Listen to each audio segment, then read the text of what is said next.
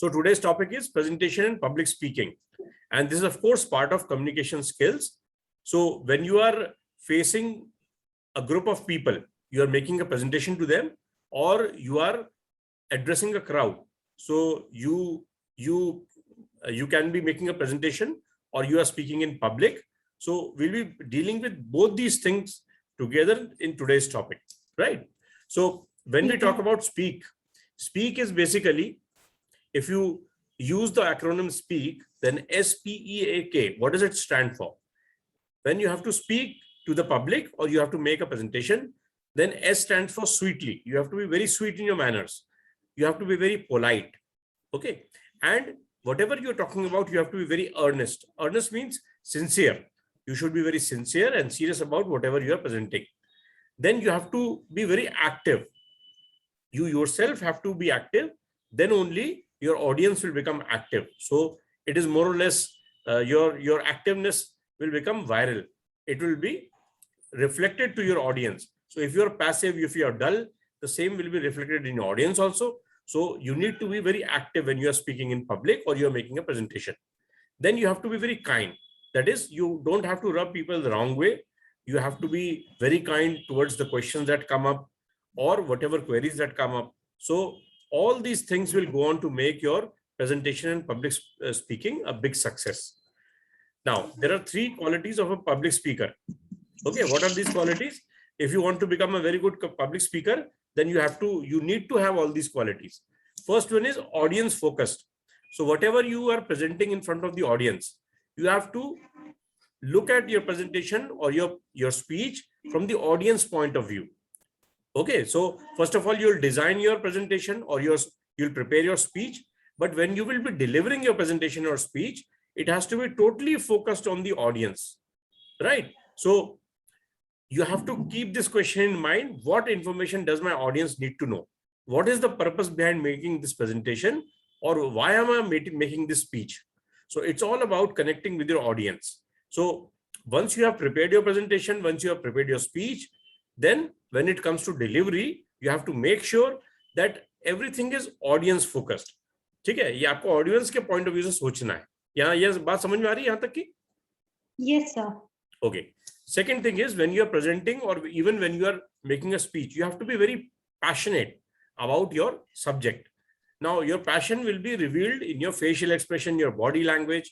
So if a person is very passionate about something, his or her body language will show his passion. Okay. So if you are presenting something and you're passionate about it, then of course that will give signals to your audience, and they will also reciprocate in the same way. So you first have to be sold to the benefits of your message. Then only you'll be able to convince people who are listening to you. So there's a saying that if you want to sell something, you first have to be sold. So whatever you are making speech about, whatever you are presenting, you yourself have to be very passionate about it. हमें ऐसे करना है जैसे कि हमारे वो दिल के बहुत करीब है. अगर आपके वो दिल के करीब है चीज, तो फिर क्या होगा कि आपकी बात में पैशन आ जाएगा, है ना? और वो फिर ऑडियंस में रिफ्लेक्ट होगा. तो first one was audience focused, second one was passion, third is expert. So whenever you are presenting something और whenever making a speech, you have to be an expert on the subject. ठीक है, तो जैसे ही आप कोई topic present करते हैं तो audience will expect that you know all the answers. तो आपके फिंगर टिप्स पे सारी इंफॉर्मेशन होनी चाहिए. आप किसी भी टॉपिक पे प्रेजेंट कर रहे हैं, भले वो बजट हो या आपका कोई भी एक पर्टिकुलर टॉपिक हो सब्जेक्ट का, तो you have to do your homework well, and you have to be an expert on that particular topic. When you will be expert, then you will be having knowledge, and it will give you confidence. The confidence will reflect in your body language and in your style of delivery. So what are the 3 qualities of a powerful speaker? First, audience focused, second, passionate, and third is expert. ये बात समझ में आ गई तीनों? Yes, sir. अगर आपने ये तीनों किया तो फिर your presentation will become a great presentation. मतलब एक तो होता है good, दूसरा होता है great. तो then your presentation or public speaking will become, it will be transformed from good to great. So what does a great presentation involve? First is the content. जो चीज आप डिलीवर कर रहे हैं वो. दूसरा, आपने कैसे डिजाइन किया है, how have you prepared your presentation or your speech. And third thing is your delivery, कि आप उसको कैसे डिलीवर करते हैं क्राउड। ठीक है, पहले तो कंटेंट क्या करोगे आप, पूरा you will assemble all the content, then you will design your presentation, and then you will deliver in front of people. So if all these things are in place, then it will go on to make a great presentation. Okay, so when you are making a presentation, you have to make sure of 4 things. So as you can see on the picture, as you can see, we just shown in the picture, that the stance is forward facing.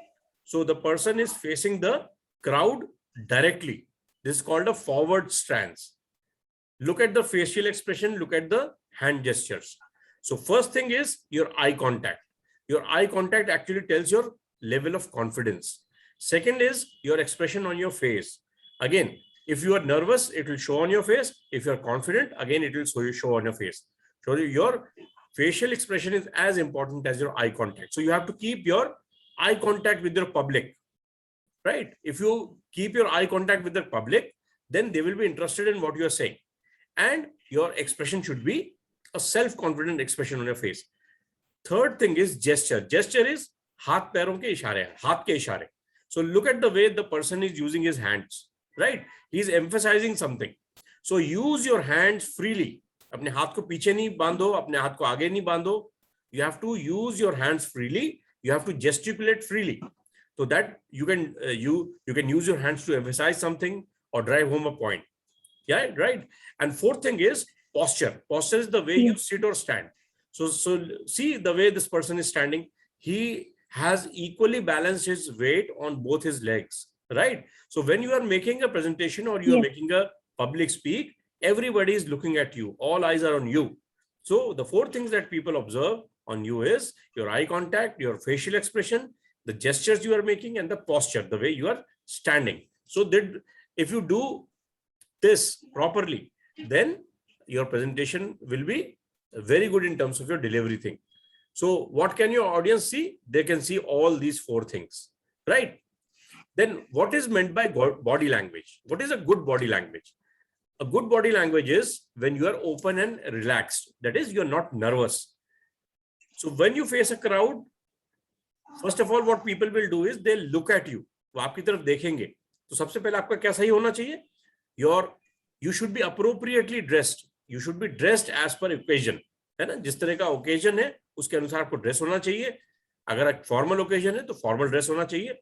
It shows that you are serious about your subject. Third thing is gesture freely. अपने हाथ का movement एकदम free रखना है ना, उसको हाथ को आगे नहीं बांधना है, पीछे नहीं बांधना है, और उसको हाथ को यूज करना है while you're talking, so that you are emphasizing something, right? If you are emphasizing something, if you are stressing something, then you have to use your gestures very freely. Now, fourth is open and forward facing stance. कभी भी audience को अपना back side नहीं दिखाना है. Always face audience, है ना, forward facing होना चाहिए. इससे आपका कॉन्फिडेंस लगता है. और मैंने जो पिछली स्लाइड में आपको बताया, your body weight should be evenly balanced on both the legs. ऐसा नहीं कि हम एक पैर के ऊपर अपना सारा वेट वजन डाल के झुक के खड़े हुए हैं, क्योंकि all eyes are on you. People are watching you. People are observing you. तो आप जो बोल रहे हैं वो तो इंपॉर्टेंट है ही. आप अपने जेस्चर्स, अपना पोस्चर, अपना फेशियल एक्सप्रेशन, अपना आई कांटेक्ट कैसा रखते हैं, ये सारी चीजें भी आपके कम्युनिकेशन के अंदर इंपॉर्टेंट रहती हैं when you are communicating to a crowd in a public speaking or in a presentation situation. Got it, Neha? Got it till now? Yes, sir. Okay. Yes, sir. So see, how do you use your hands when you are talking? Look at the way this person is using his hands, and look at the confident expression on his face, है ना? तो आपको अपने hands को use करना आना चाहिए. So use your hands to describe something. अगर आपके hands एकदम बंधे हुए हैं तो आप अपने आप को डिस्क्राइब नहीं कर सकते. तो हम लोग जब कम्युनिकेट करते हैं तो उसमें वर्बल नॉन वर्बल दोनों होता है ना. वर्बल क्या होता है, जो हमारे मुंह से निकल रहा है. नॉन वर्बल क्या होता है, वही सारी चीजें, facial expression, I contacts, the way I gesture, है ना, जेस्चर्स, पोस्चर्स. तो हमको जेस्चर्स क्या करना है, use your hands to describe something or use your gestures to describe something or add weight to a point that you are trying to make, है ना. ये सब हमको वर्बल नॉन वर्बल सब एक साथ करेंगे तब जाके हमारा कम्युनिकेशन प्रॉपर होगा.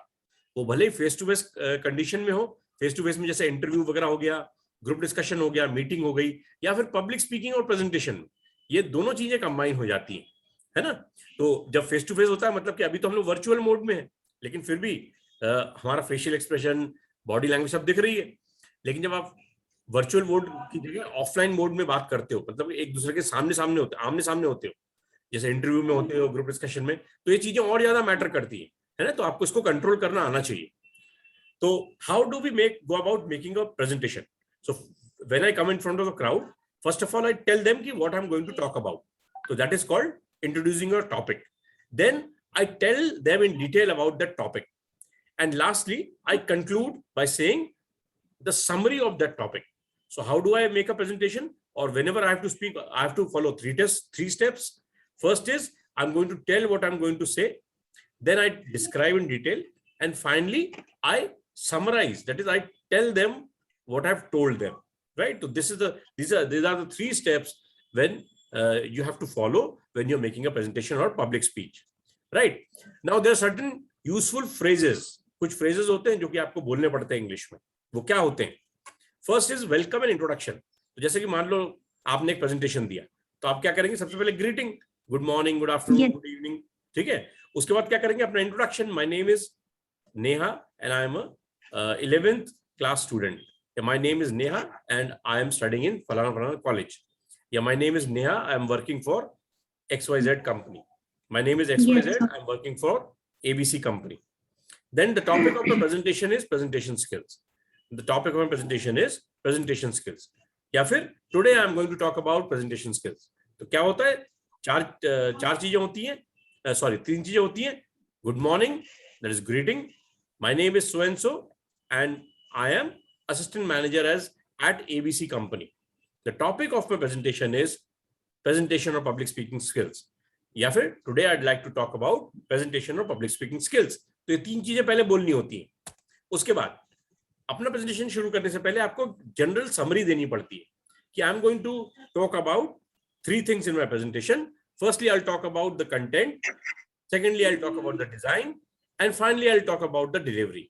ठीक है, तो आपने क्या बताया कि सबसे पहले ग्रीटिंग किया, अपना नाम बताया, उसके बाद टॉपिक बताया, और फिर आपने जनरल ओवरव्यू दिया कि मेरा जो प्रेजेंटेशन है उसमें मैं तीन चीजें कहूंगा। सबसे पहले मैं आपको प्रेजेंटेशन बनाना सिखाऊंगा, उसके बाद आपको कैसे डिलीवर करना बताऊंगा, और उसके अंदर क्या कंटेंट रहना चाहिए वो बताऊंगा, या फिर कैसा डिजाइन होना चाहिए। तो ऐसे करके आपने बता दिया कि my presentation is going to be divided into three parts. First of all we will talk about this, secondly we will look at that, and finally we will I will explain to you और tell you about XYZ। तो ऐसे करके मैंने अपने presentation को तीन parts में बता दिया। तो now the audience will be able to follow my presentation very well. उनको मालूम रहेगा कि आगे क्या होने वाला है। तो ऐसा करके जब मैं प्रेजेंटेशन करूंगा ना, तो सामने वाले को मेरी बात अच्छी तरह समझ में आएगी। आपको मेरी बात समझ में आ रही है? Yes, sir. उसके बाद टाइमिंग, हम जब प्रेजेंटेशन करते हैं ना तो टाइमिंग भी बताते हैं कि my presentation is going to take 15 minutes. तो ये आपको बताना पड़ता है ऑडियंस को, है ना। तो सबसे पहले आपने ओवरव्यू दे दिया कि मैं प्रेजेंटेशन कैसे करूंगा तीन पार्ट्स में, और मेरा टोटल टाइम जो रहेगा वो 15 मिनट का रहेगा। उसके बाद क्वेश्चंस के बारे में बताइए कि if there are any questions I will be happy to take it at the end of my presentation. अगर आप चाहते हैं कि क्वेश्चंस लास्ट में आए तो आप ये बोल दीजिए कि आई will be taking their will be plenty of time for questions eight the end of my presentation. ठीक है, या फिर I'd appreciate if you could leave any questions you may have until the end of my presentation. ऐसा बोल सकते हैं। या फिर आप चाहते हैं कि वो आपको इंटरप्ट करें तो आप ये बोलिए if you have any questions during the presentation please feel free to interrupt me at any time, है ना। Yes. If you have any questions during the presentation please feel free to interrupt me at any time. तो ये depend करता है कि आप किस तरह क्वेश्चंस को लेना चाहते हैं। ठीक है ना, बात समझ में आ गई? Yes, sir. अब जब हम प्रेजेंटेशन शुरू करते हैं तो कैसे करें? सबसे पहले अच्छा तरीका होता है कि आप अपने, जैसे आप प्रेजेंटेशन में या पब्लिक स्पीकिंग में लोग बैठे हैं तो वो इधर उधर की सोच रहे हैं। अब आपका now what is your objective? आपका ऑब्जेक्टिव ये है कि आप उनको किसी तरह उनका अटेंशन ग्रैब करें। तो वो तरीका क्या है? आप एक स्टोरी सुना सकते हैं।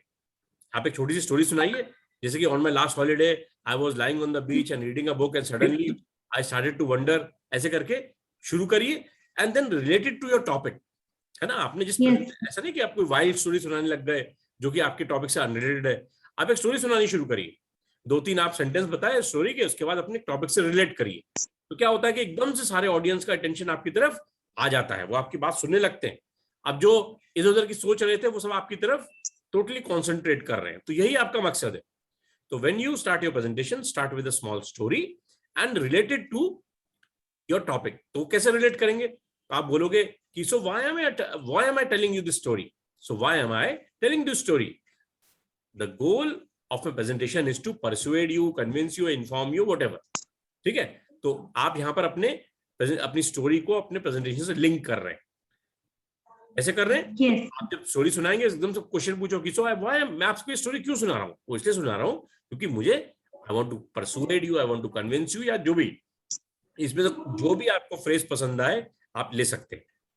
फिर जैसे आपने बताया ना कि मेरा प्रेजेंटेशन जो 3 पार्ट में है, तो सबसे पहले आप बोलोगे introducing you the first point और फर्स्ट टॉपिक।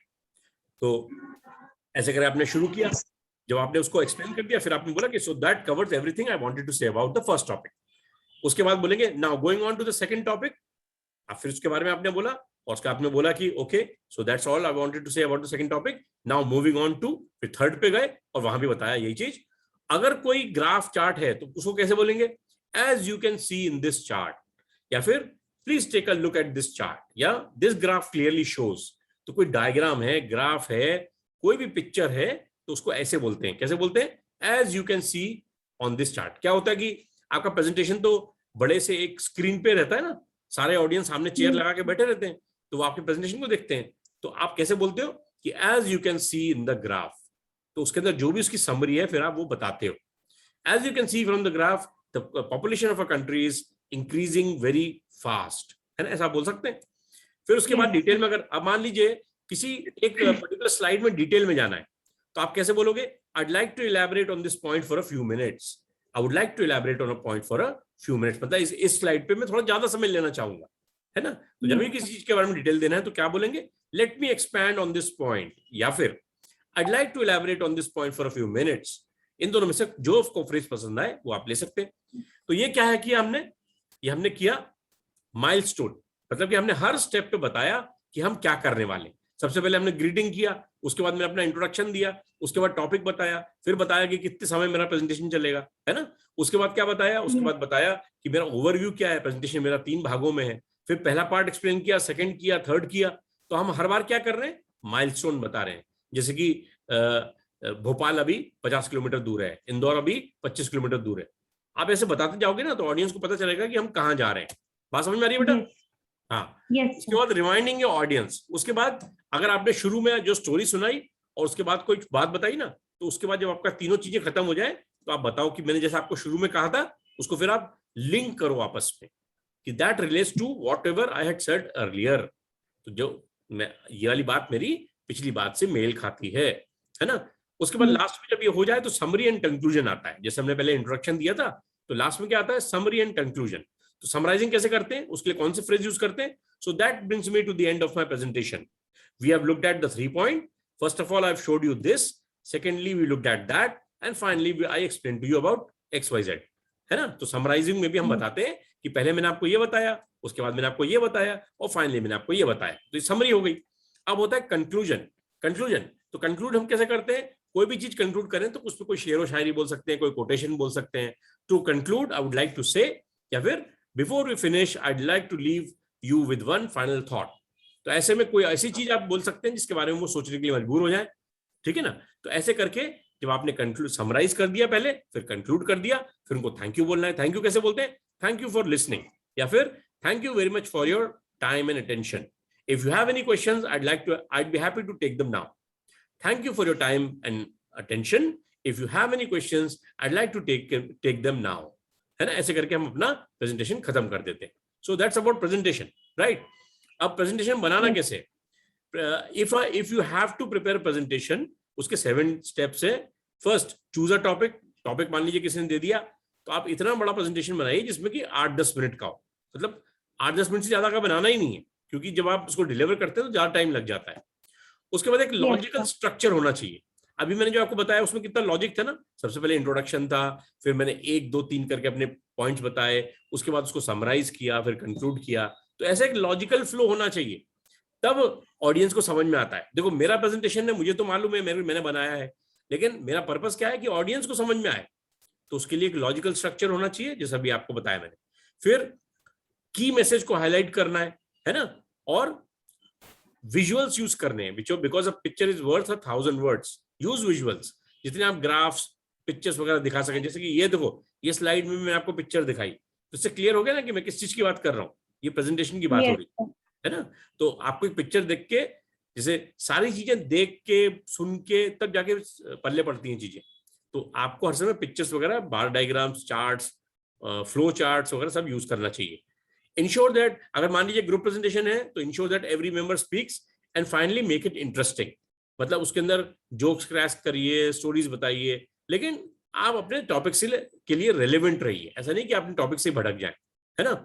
अब क्या होता है कि लोग पब्लिक स्पीकिंग करने से डरते हैं, क्यों? क्योंकि वो उनको लगता है कि everybody is looking at me. Secondly, if they are unprepared, then also there is fear. And third, if they haven't ever presented, then because of their inexperience also they have stage fright. तो इसको तरीका क्या है दूर करने का? First of all, you have to practice. First of all and finally you have to practice. तो stage fright को दूर करने का एक ही तरीका है, प्रैक्टिस प्रैक्टिस प्रैक्टिस, है ना। तो आप अच्छी प्रिपरेशन करिए, बार बार स्टेज पे जाइए, तो अपने आप स्टेज फ्राइट दूर हो जाएगा। तो एक बेंजामिन फ्रैंकलिन बोलता है कि जैसे खाली बोरा अपने आप खड़े हो सकता है क्या? जैसे मान लो बोरे के अंदर कुछ नहीं भरा, तो क्या वो सीधा खड़ा हो सकता है? No, sir. हाँ। No, sir. इसी तरह विदाउट नॉलेज आप भी पब्लिक के सामने खड़े नहीं हो सकते। अगर आपके अंदर नॉलेज है तो आपके अंदर कॉन्फिडेंस होगा, then only you will stand in front of the public. तो मैंने कहा था ना कि you have to be an expert on your topic. तो जब तक आप Yes, अपने sir. टॉपिक के ऊपर एक्सपर्ट नहीं है, आप पब्लिक के सामने खड़े नहीं हो सकते, क्योंकि 25 लोग आपसे क्वेश्चंस पूछने वाले हैं, राइट। सो बेंजामिन फ्रैंकलिन बोलता है कि an empty bag cannot stand upright. तो if you have knowledge then only you will be able to stand upright, यानी सीधे खड़े हो सकते हैं। तो स्टार्ट रिसर्च, बुक्स पढ़िए, कंसल्ट एक्सपर्ट्स, वेबसाइट विजिट करिए, नॉलेज बढ़ाइए, then you will prepare a presentation and present it well, ठीक है। So do research in library और बाकी सब चीजें। तो प्रिपरेशन कैसे करनी पड़ती है? You have to prepare, you have to burn, इसके कहते हैं बर्न द मिडनाइट ऑयल। ये भी क्या है? ये भी एक मुहावरा है।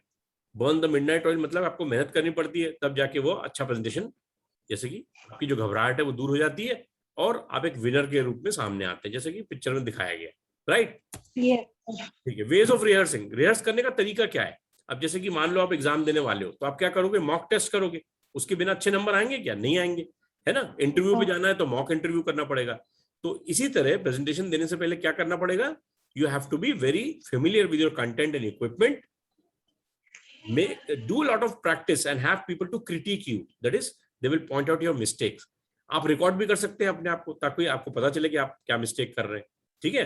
अपना प्रेजेंटेशन अपने छोटे रखिए, क्योंकि बोलते बोलते क्वेश्चंस पूछते पूछते बहुत लंबा हो जाता है। And prepare backup plans. मान लीजिए आपका प्रेजेंटेशन देर से दूर शुरू हो रहा है, तो आपके पास बैकअप्स होना चाहिए कि आपने कोई और स्टोरी सुना दी, कुछ कर दिया, ऑडियंस को एंगेज रखा, ठीक है।